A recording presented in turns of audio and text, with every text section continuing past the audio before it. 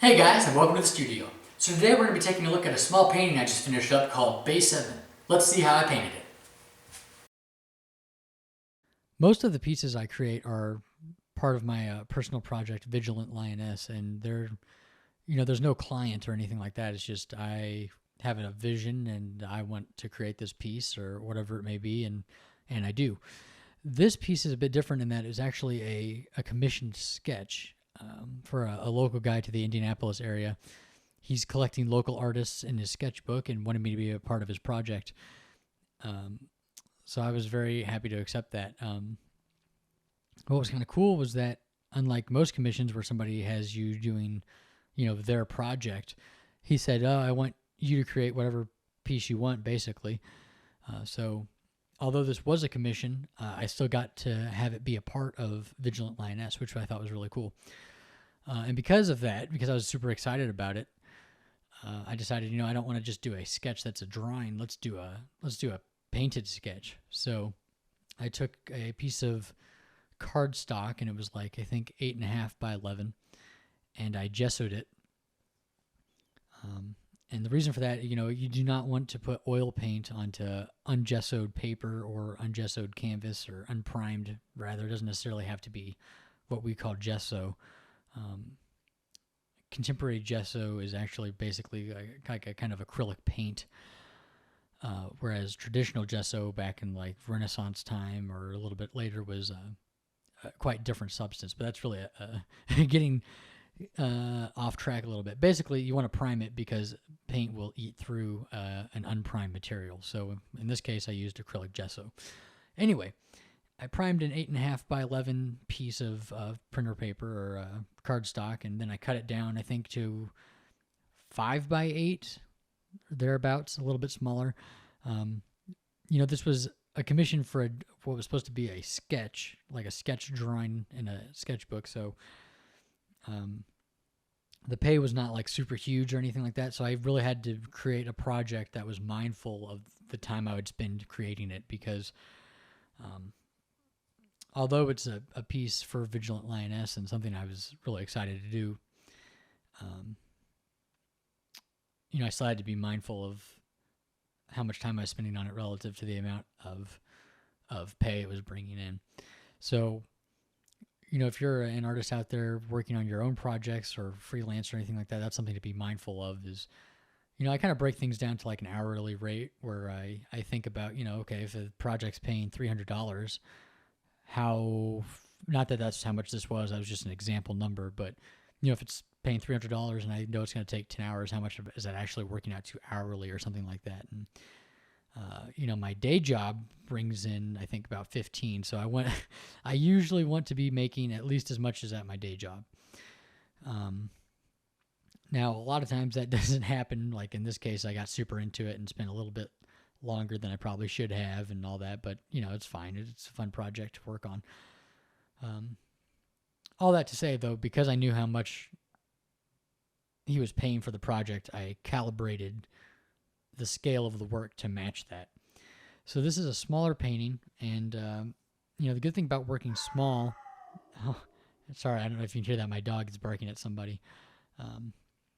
But working small, you can work a lot looser. You don't have to spend as much time rendering and trying to get things super tight because you really can't, or you can, but to do so, you would need a brush that's maybe like literally three hairs, and I don't have anything that small. So the size of my tools and the size of the material I'm painting on really serve to help limit how much detail I can put in there, which is a good thing because I am a stickler for detail and I can get really roped into rendering. So honestly, this was such a good project for me because it forced me to work loose and to leave things kind of blocky or brushy or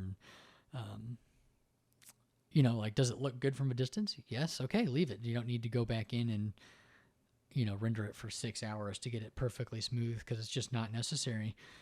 And I should say for this, usually my process is I will, for one, be working on a stretched canvas rather than a piece of paper, gessoed paper. But I will prime it again with the acrylic gesso, and then I will do what's called the imprimatura, which you saw at the beginning of the video. I take a raw umber and kind of tone the surface. And that's because I've mentioned this in my previous video when I was painting conflagration, but you want to, quote unquote, as my painting professors would say, kill the white. And just for a quick recap, that's because, if you're trying to paint something bright and you've already got a white surface underneath it, it's going to look much darker than it would against, say, dark paint, which is why, and you can see this in the way I'm painting here, I started with the background first. I know her skin is going to be lighter against a dark background, so I paint the dark background. That means that I can paint the light skin and have it look correct. So I do the imprimatura, which is just brushing raw umber across the surface. Now, in this case, because I'm trying to work quickly and keep this sketchy, because it is a sketch commission, I went straight from the imprimatura phase into, you can see I used a ruler and made a grid, a very loose grid on the surface. And then I started using my photo reference and blocking in the shapes and stuff. And if I were working on a larger painting, where I know there's going to be multiple sessions, I would do the imprimatura layer and let that dry before I come back to do my raw umber drawing on top of it. But in this case, it's so small, 5x8 or so, I just put the imprimatura down and started working on top of it. But you can see, though, or if you scroll back in the video, you can see that when I put the ruler down, it actually lifted some of the paint back up. And that's why, on a bigger piece, I would let that dry first. But here, it's just not a big deal. So I should mention, in case you're not familiar with my process, when I'm glancing down to the left, I'm actually looking at my computer screen. So very rarely when I'm putting paint down on canvas, or in this case, primed paper, will I be working from my imagination. Certainly when I'm doing thumbnails or sketches and early preliminary stuff, yes, I absolutely just create from my imagination. But by the time I'm actually working with paint, I want to have a lot of reference to work from, so that way I can achieve a high level of realism. Typically, when I'm doing larger pieces, I'll actually hire a model and then I'll build sets in my basement and shoot with them. But in this case, it's a pretty small piece. It's supposed to be done relatively quickly. I actually just went to Instagram and found a CrossFitter that I thought would work great for this. And I'll post a link to her Instagram page in the description below, because at the moment I'm having a total brain fart on the name. But it was actually the environment that she was in that I thought would be great for this. I thought it was a good pose, a good lighting, but also the environment was very nondescript. It was just the two walls, very much what you see here in the painting now. It really is what kind of the photo looked like. But I knew, this is supposed to be a Vigilant Lioness painting, and these paintings, the world of this that I'm creating, it's about these supersized heroines, kind of like classic mecha from back in the day, or something like Ultraman. These giant heroines fighting these giant monsters. And I'm very much inspired by some of the mecha stuff I grew up watching, Neon Genesis Evangelion, Mobile Suit Gundam, Megas XLR. And, there's all these big hangars and industrial spaces at these, in those shows it would be robots, but in this world it's these women that they exist in. So I thought, these bare walls are perfect for me to go back and add some like little walkways or support beams, or, to try to create an industrial space. So as I'm painting, I've got her photo pulled up in Photoshop, and then I've also got all of my reference archives of like airport hangars, and then airplane factories, NASA, shuttle launches, that kind of stuff, really industrial spaces. I've got all these photos pulled up. That way I can quickly reference them and put that into the piece.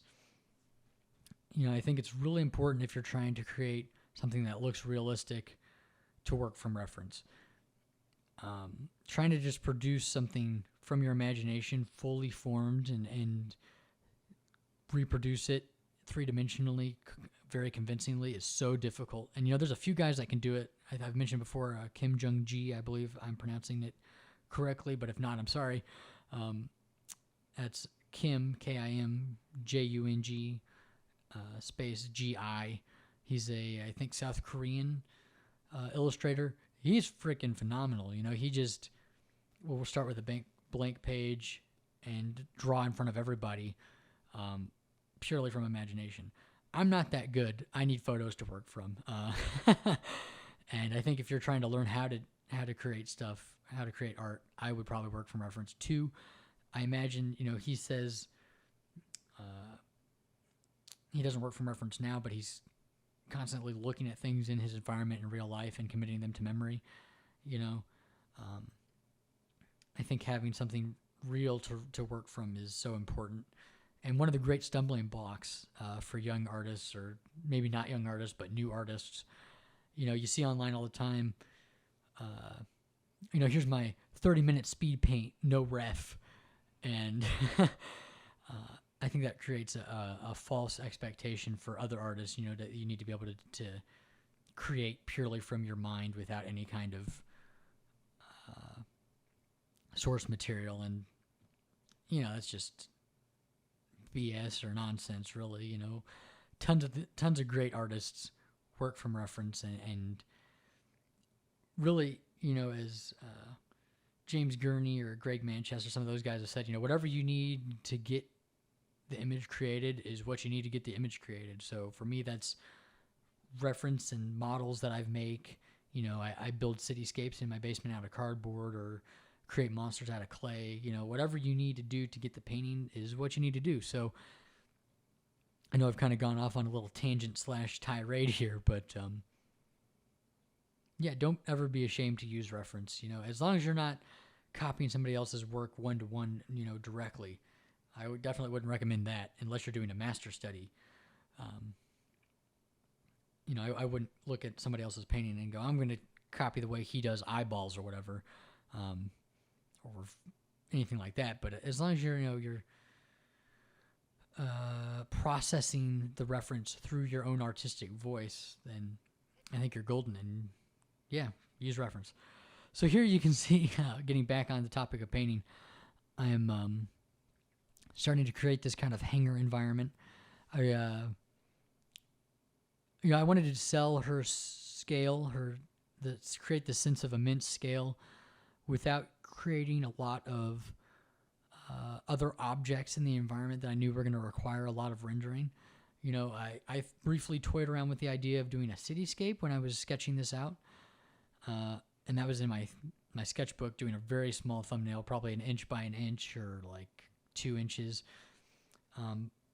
But again, with the time constraints, I didn't want to have to go and draw tons and tons of buildings that were going to need their own lighting and their own reference. So here I've just decided I'm going to work with the space that the model was already in.